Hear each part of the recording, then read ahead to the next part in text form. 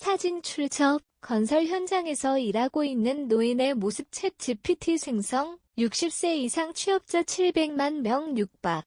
노동시장 지형이 바뀐다. 대한민국 고령층이 일할 수 있다면 계속 일하겠다는 의지와 함께 노동시장 중심으로 복귀하고 있다.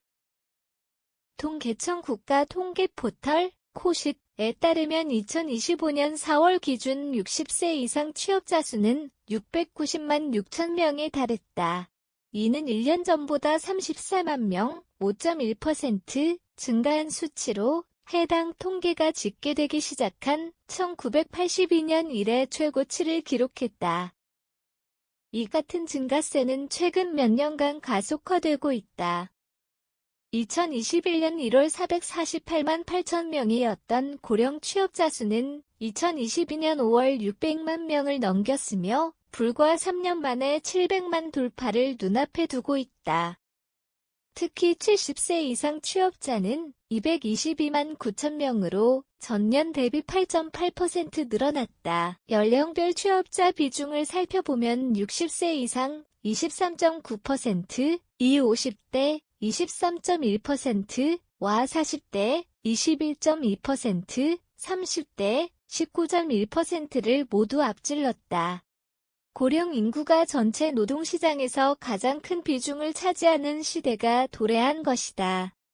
73세까지 일하고 싶다. 마침표 달라진 희망. 단순히 숫자만 늘어난 것이 아니다.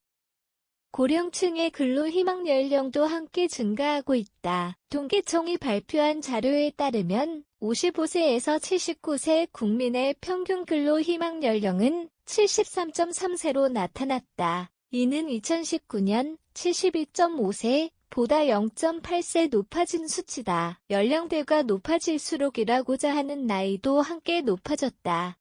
60에서 64세는 71.9세, 65에서 69세는 75.0세, 70에서 74세는 78.7세, 그리고 75에서 79세는 무려 82.3세였다.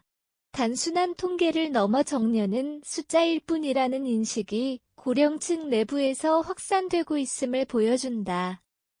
일하는 이유 1위는 생활비. 생계형 노동이 여전 고령층의 경제활동 참여는 자발적일까 아니면 불가피한 선택일까? 근로희망 사유를 묻는 질문에 응답자의 절반 이상인 55.0%가 생활비의 보탬이 되기 위해서라고 답했다.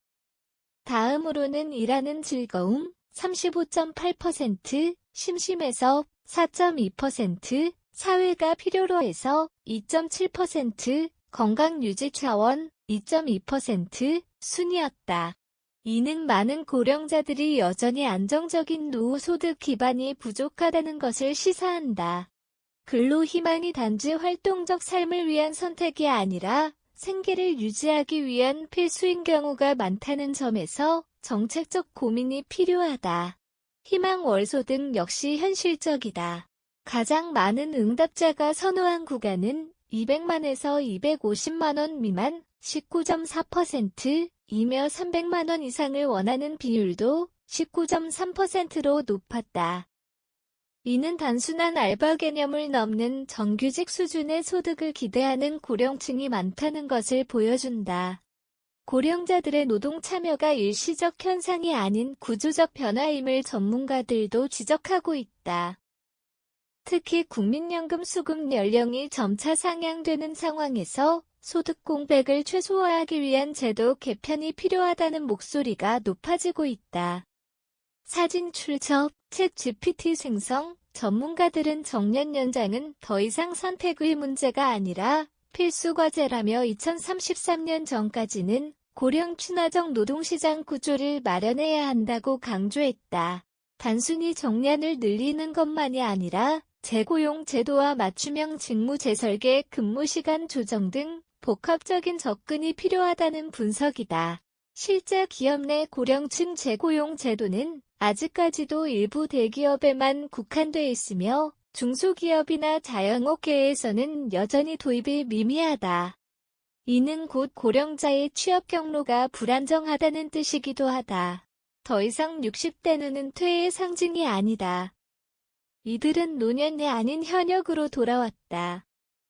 하지만 고령자의 일터 복귀가 사회적 기회가 되기 위해서는 정부와 기업 지역사회가 함께 고령 친화 일자리 생태계를 설계해야 한다. 일할 수 있는 노인을 위한 일자리 정책 복지 연계 노동 환경 개선이 뒷받침되어야 진정한 고령 사회의 준비가 완성될 수 있다.